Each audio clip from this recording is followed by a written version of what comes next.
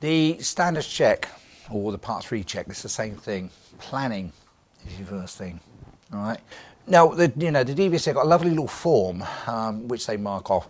Examiners, they're not special people or anything like that. Basically, they will sit in the back of a lesson and they will tick the things off. It's made my job easier when I sit in the back of a car and I do training, because I can literally look down the form and think, did they do this? Did they do this? Did they do this? You know, did they do it all? Oh, no, etc., etc. And once you've done that there, many of the aspects can be done before you even move the car off, which is good news. And we're going to go through that. You can actually, I still reckon you could score almost 31 points before the car's even moved on many of these, as we'll go through.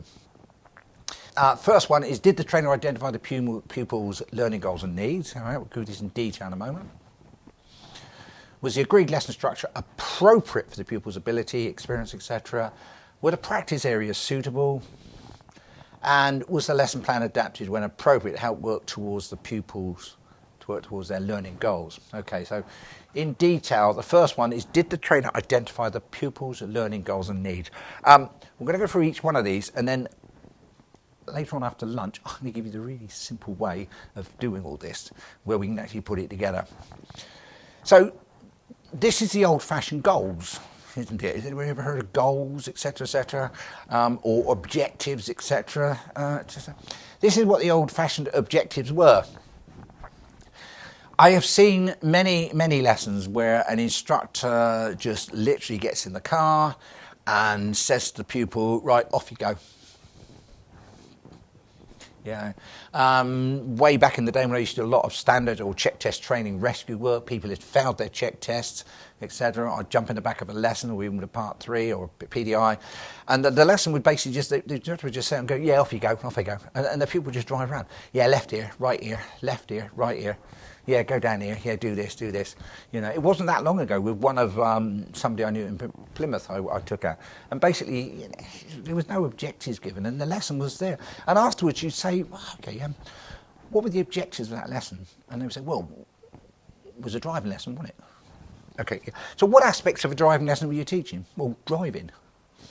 Yeah, but isn't that a big bit? Where they want? They don't want all that stuff. They just want to learn to drive. They just want to practice. Well, they can do that with mum and dad.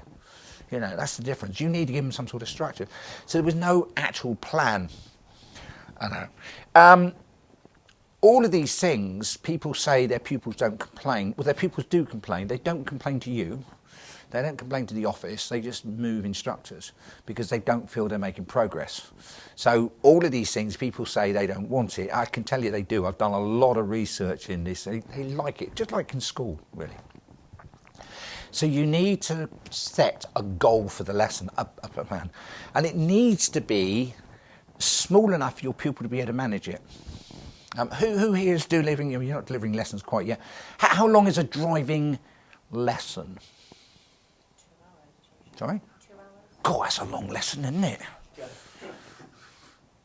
Yeah, no, you're right. It is 2 hours, except 2 hours, I would say, is the session. Yeah?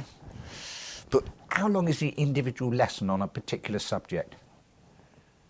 How long can your student concentrate for before they get 10 minutes. Really bored? Yeah.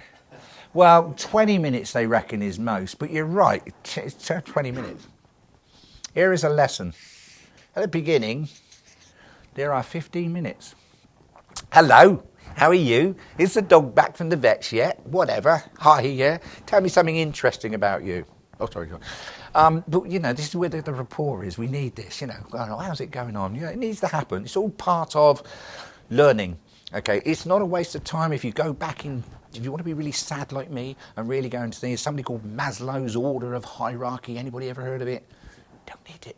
Way back then, they decided that a pupil must feel comfortable, must feel worth, must feel valued. There's a whole pyramid of stuff that they need to do before they will begin to learn. If you haven't got that, it won't work. Okay, you get all sorts of problems. Then, you've got at the end of your lesson, what have you got at the end? You've got another 15 minutes, haven't you? Give us your money. Sorry, yeah. When are we meeting again? And in between it there, really, it gives you 3 half-hour sessions or 3 20-minute sessions plus debriefs, of which you can do your lessons, you've got little bits of gaps in the middle there as well. So you've got those little gaps. So, you know, this one might be a really difficult subject. It might be a brand new subject. You might be reversing the vehicle into the side of a road or something like that. This one might be, let's recap those roundabouts or those problems we had, etc. And this one might be an independent driver or sat-nav thing. You can bring the task commands down. But at the end of this lesson, you've achieved 1, 2, 3 goals. You've had 3 mini lessons. Your pupil goes away here thinking, wow, haven't I done a lot today? As opposed to just driven around, you know, where they don't actually think, what have I actually learnt today? Because actually all it is a negative lesson, because all they'll remember is what? The roundabout they messed up, the parking they messed up, and the junction they messed up. That's all they'll remember. Here, again, and we're going to be going through this, a lot of driving instructors still advocate the 1 hour lesson. Okay, well, let's have a look at a 1 hour lesson. Still got your 15 minutes each side. What you got in the middle? Yeah, you got half an hour. So for double the price, you get 3 times the value. Always said this. There are instructors out there say, oh, I prefer to do the 1.5 hour lesson. Really? I don't quite understand that, because it doesn't really work. But you need to make sure you give this. An examiner is sitting in the car on your Part 3 test, listening for you to say, today we are going to do, well actually he's not going to do, what's he going to do? He's wait for you to go to the pupil and say, what would you like to do today? Okay, we'll cover this a bit later on, because we're assuming that your pupil is going to be sensible. We're assuming your pupil has a progress record card. Yeah, you use progress record cards? Absolutely. So the original one you gave me 9 or 10 years ago. We can do better than that now. We have updates now. Are you using pupil record cards? Yeah, we've got a folder. Yeah, and tick them off. So, you know, so your pupil really looks at it and says, well, you know, to be honest, at the end of the last lesson, you probably said, next week, what should we do? Should we do this? So they already know. On a Part 3 test or on a standards check, even if you've decided it last week, you still need to go through the process. What would you like to do today? The examiner needs to see the whole lesson. You see, you may have done part of it at the tail end of the last lesson. Do you know what I mean? But on this one, you need to go for the process so he hears you ask the pupil. Don't look up and say, right, today we're going to be doing, you know, junctions. You may have had the conversation previously with the pupil, and the pupil might say, I really want to do junction next week, but the examiner needs to hear that conversation. Yeah, does that make sense? Because the examiner doesn't want to hear you say, today we're going to do junctions. Because then, is that client-led? No, and you end up with a bad point. Oh, but I did that. And it's no good afterwards going, I can't tell you how many times somebody said to me, but David, I did that last week. But David, I did that before. But David, I normally do that in my lessons. Yeah? Too late. There's your hour slot. It must be there. The examiner can't give you credit for afterwards. So we look at it, we do the thing. So what would you like to do today? And we're assuming that it's a reasonable objective. In fact, through that lesson, on an hour's lesson, you probably only get 1 objective done during the test. But in a real lesson, you will probably do 3 different goals. In fact, reality is there may be a 4th and a 5th, because things change, and we'll come to that later. So you must identify your goals. So sitting in the car, what we'd like to do today, you assess, you set a goal. So straight away, on your form, look at that. Here's your 3 points, isn't it, straight away? Hey, do you know, we could fill that in. I'm going to do this today. I don't normally do it. 3 points there should be nice and easy. Okay, now you may need to do it again throughout the car, because again, you may need to set, because if a pupil changes or things go wrong, you may need to set a new objective, and we'll do that. Yeah, we'll show you how to do that later on. But we need to set a new objective maybe if things go wrong. Right, what's next on that list? Was the agreed lesson structure appropriate to the pupil's experience and ability? Well, okay, what does that mean? What do you think it means? It's not a good time to go on the dual carriageway. Well, it could be, yeah, maybe not. But why not on the first lesson? Well, if on lesson 1 they were just still struggling to pull away, for example. Oh, well, maybe not then. Yeah. But you know... But if they're confident, you think they can do it. Yeah. When we're doing coaching, you must start off with a completely open mind. Everything is acceptable. Yeah, everything is acceptable. So your brand new learner jumps in the car and says to you, I want to do dual carriageways today. Your reaction needs to be, yeah, okay, let's look at that. Now, we'll go through the process, particularly later on, of how we look at that. But it needs to be open. It needs to be, you must be joking. Oh, it's a long way till we do that. Because all that's got to be met with is, whoa, hang on, I want to do it. I did all my tests, my instruction when I was out in Devon and Cornwall, very, very rural. And there were times when maybe on the second lesson, my learners were on dual carriageways because they lived in remote places. And let's face it, what's difficult about a dual carriageway? Straight line driving, isn't it? Changing gears, 1, 2, 3, 4, 5. 5, 4, 3, 2, 1, or 5, 3, 5, 2. Actually, isn't that quite a good thing to do near the beginning? Straight line. Obviously, you're guiding them on and guiding them off, and you're taking control of that. But actually, dual carriageway is not a lot to them. So maybe it's appropriate. So you keep that in mind. But again, what about your learner? Have you got a learner with learning difficulties?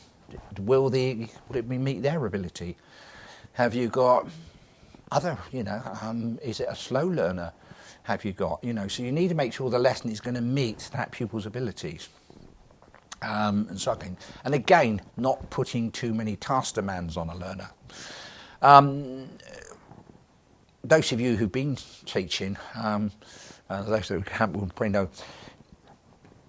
most of your learners, go back to the old turn in the road or the reverse round a corner, most of your learners would have accomplished in one lesson the ability to be able to reverse around the corner in 20 minutes. Many of them would achieve that. Okay, it was a reasonable thing, it would meet them. But, I'm looking at Vince because he'll know, there are some that if you were to suggest that in 20 minutes, by the end of this lesson, you will be able to reverse your corner under control with good observations and a reasonable degree of accuracy, you're not got a hope in hell of doing it. They're not going to do it. Now, this is going to happen with certain learners. So now, sorry? You've scared them to death. Yeah, now that's learner, it's not really their experience and ability, is it? So what can we do now? So you've now got a learner who you know that in 20 minutes are not going to be able to achieve this. Well, a lot of instructors just keep banging away for the next 2 hours. Well, it doesn't work because after 20 minutes, they've given up the ghost and you've got no hair. So all you do is you think, right, by the end of this session, you'll be able to reverse up to the point of turn with good control and good observations and a reasonable degree of accuracy. Make the task demand smaller. Break the manoeuvre up into 3 bits. 1, 2, 3.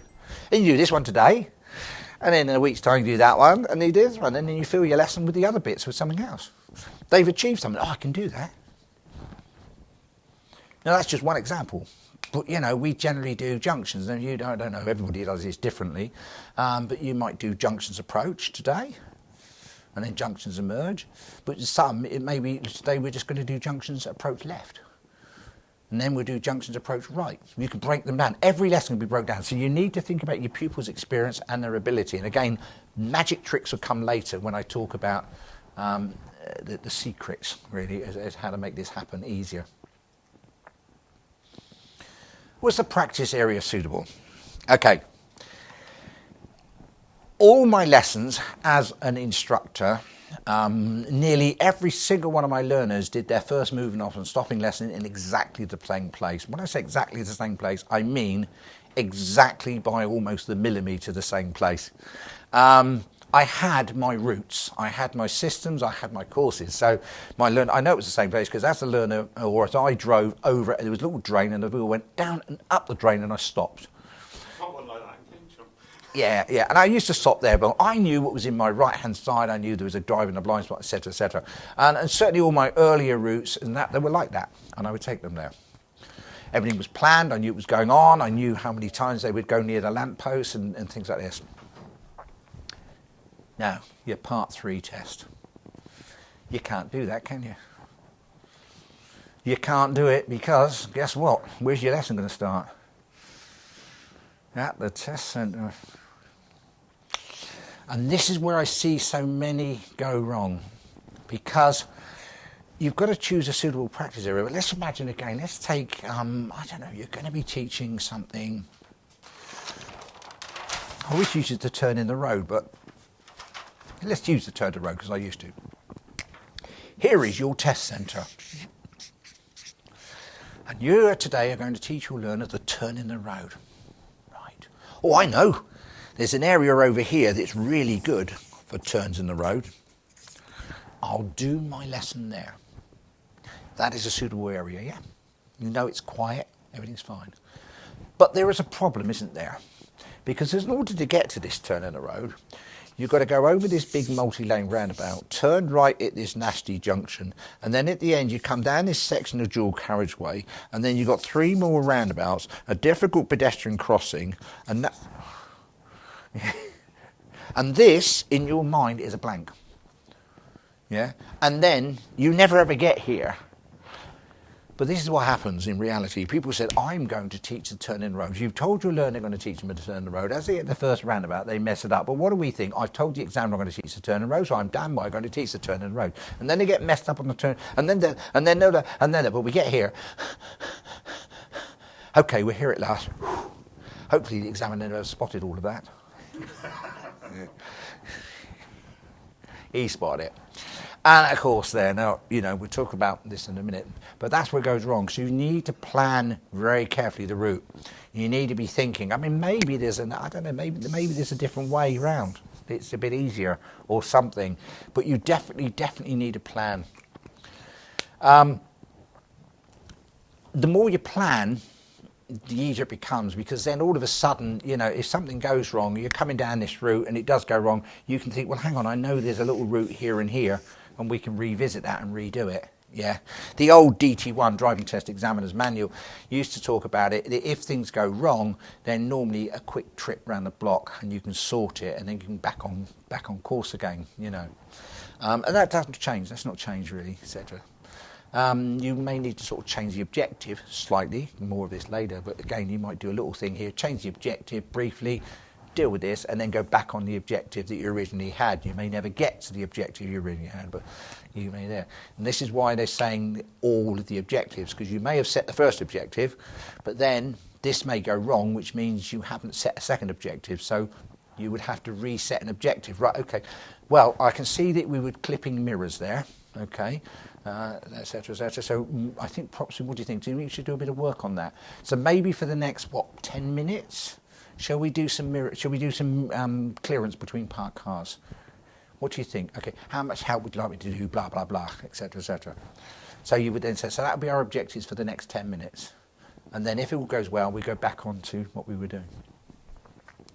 So do plan the route very, very carefully. Okay. Check the route out. My advice is always, whenever I did a standards check or anything, check tests as they were known in my day, I would actually do a lesson with the learner an hour or so before the actual check test. I would take the learner out, I would do a lesson with them, I would go near the area, even if I wasn't doing the actual lesson, I didn't want to stage it like that, but I would at least drive through the area. I'd be checking out parked cars, problems, etc., making sure there were no roadworks or problems. I would then take my learner, we'd probably buy him a spot of lunch, etc., and then I'd go and do the check test. When I did the lesson, and I was saying, do you remember on the last lesson, I didn't refer to it as being just an hour beforehand. It didn't matter, it doesn't matter anyway. I'm not breaking the law in doing it. But again, then the learners, chances are they went, oh yeah, I remember that lesson, David. Yeah, it was an hour ago. Right, it wasn't last week, But again, you've got to stack it's not cheating, but you've got to stack the odds a little bit, because your learners will change character completely when they go on this test. They will. You have an absolute model learner. They ask questions. They are perfect. No problems. Okay. The moment the examiner gets in the bag, they turn into blithering idiots. Suddenly, what's the clutch? Which one's the brake? What are the mirrors? Please remember this fact, all right? If you remember nothing else, your learner will regress 3 to 5 lessons on your test. They will. Plan for it. It's gonna. It happens, all right. And if you expect this, you know it happened. I've told people this so many times, and then people go off do their tests and they come back and they go to me, David, but my pupil, they don't normally behave like that. They're absolutely normal. I don't know what went wrong. I told you this would happen, all right? It happens. Be prepared for it. And what we got to ask them, was the plan, and this is really, really important. One of the biggest failures of standards checks and Part 3 checks is this. The plan was not adapted to hope the appropriate, when appropriate to work towards their learning goals. Let's go back to my thing here. Here is the exact example. We decide we're going to do the turn in the road. We get to the first roundabout, and it all goes wrong. What do we now need to do? We need to change the goals. Okay, probably. All right, I will use the word probably because I'll come back to it later on when I use the what we call the secret weapon to help all this, and it makes it easier. All right, the end is the bit that makes it easier. It's the flow chart. Probably you're going to have to change the plan. Okay, if it's just a quick mirror missing or something like that, maybe you don't. Maybe you can just do a bit of prompting and carry on about your ways, etc., etc. But anything more serious, and you need to be thinking about changing the plan. A classic one, I've seen it so many times and I've read it in so many reports, was examiners that say, the candidate was clearly in need of some good positive instruction. The lesson plan was to consolidate junctions, was to improve junctions, things like this. But it was quite clear early on that the pupil was struggling with clutch control. And they're struggling with clutch control to the point that they're actually pulling out of the test centre car park and mounted the pavement on the opposite side of the road with all four wheels. Nothing was said from the instructor about this. We just carried on with the lesson of consolidating junctions. Of course, every time I took somebody out the other day and a girl, and they were doing consolidation of roundabouts. They were just checking out roundabouts, and it was quite clear early on that the girl's clutch control was not brilliant, and she was clearly struggling. And I could see this problem, and every time the girl had to stop, you could see her going through this, she didn't want to stall, etc., etc. As we approached quite a large roundabout, the girl looked up and she said, "Oh my God, I'm shitting myself." Okay, and the instructor carried on, although the instructor then started talking to her on the approach, so now she was also trying to have a conversation whilst trying to negotiate and mirror the signal of what was the rest of it, as we approached the roundabout. And all on the roundabout, the instructor still talking around. I mean, it was a mess, it really was a mess. And the instructor, "I don't understand what's going on." I said, "Let's break it down. What do you think of the pupil's clutch control?" "Oh, it's not very good, is it?" "Right, okay. So I want you to put your mind in her shoes, right? She's coming to a big roundabout. What is she scared of?" "She's scared of the roundabout." "No, she's not. She's scared she'll have to stop. Because if she stops, she's then going to mess up," I said. And that's what she was scared of. I said, you need to get the basic clutch control done first, so when she actually goes to the roundabout, she's confident. There was a post recently, and I do have to refrain from Facebook so much because I just want to say much. And they were talking, I think it was one of the things talking about this, and somebody said about, what does something mean? What the ability of the control. And then somebody looked up and said something about something. I said, yeah, it's a bit like instructors who go and teach the turn in the road when they've got very, very poor clutch control. And one of the comments was, well, yes, that's one of the ways to develop good clutch control is to do a turn in the road lesson. And there are instructors out there thoroughly, and I couldn't answer anymore. I just couldn't get involved anymore. I know what I wanted to say, but this is where instructors do believe that this is perfectly acceptable to do a turn in the road to develop clutch control. What does a pupil need? You're going to do a turn in the road today. What skills will a pupil really need to be able to carry this out successfully? What do we think? They're going to need good observational skills, aren't they? Yeah, which they would have had previously, yeah? So basically, observation, we'll be transferring those observational skills, possibly from junctions and things, to the difference with a turn in the road. But yeah, what else do they need? Already clutch control. Good clutch control. Slow maneuver. Yeah, they need to be already able to, Instructors there, and the accuracy will come. I know what it is, and I've seen them. They sit there, and the pupils there, and the instructor does a lovely chat, talking about the turn in the road. We're going to do this, and it's 20 minutes later, and he's still talking. You know what? You got a window open. You can hear the birds singing. There's not a movement in this street. Nothing. It's a very nice area. This is. And at this point, the instructor said, right, okay, if you'd like to move off when ready, and it turns into the M5. And there's a bus coming one way and a taxi coming the other way and 16 school kids on the pavement all over the place. And a dog barking and the mother who's to stop decide to have a conversation behind the car with another friend, all behind the car, all in that precise moment. And it happens. And then there's a learner who's got dodgy clutch control, who's now going to go up and then back down a little bit of a hill. Which is more like a cliff. And it feels like a cliff when you've got poor clutch control. And it happens, you know, and they need to have that developed before they go, you know, and I can't, you know, it's there. This form was wrote by the examiners because of all the things I'm talking to you about. Because when I spoke to the examiners, when I used to be involved more with the DVSA and I'd go up to Nottingham and various places, and the examiners were also staying up there, and we all stayed in the same Holiday Inn Express or Travelodge or wherever it is. We would get and have a few lemonades of an evening time, and we would all have a laugh at the amount of pupils and how they used to be presented in these things. And, you know, I know one turned up, I had another one turn up on this, you know. And there were stories there you could not believe. All these things come from this, okay. So you need to adapt the lesson plan. It's one of the most common failures on the Part 3, just not adapting it. It's not rocket science. Again, we'll cover the secret weapon later on. Your pupil does something, we'll go through this core competency chart and you'll see how we do it. We just think, right, okay, we'll identify that, talk about it and deal with it.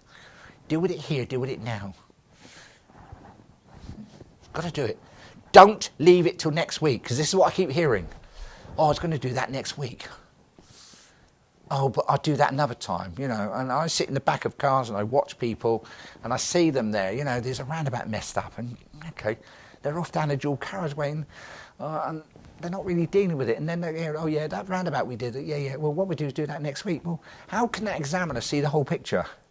He doesn't know that that's there. Well, it's heavy to see that roundabout diagnosed, you know, identified, some analysis done, and then some remedial. If an instructor, he can see a whole fault dealt with completely, well, the examiner now knows, well, if you can do it once, you can do it twice, you can do it 50 times. But if all the examiner ever sees is just the identification process, or maybe the identification and the analysis and no remedy, well, you ain't going to pass this, are you?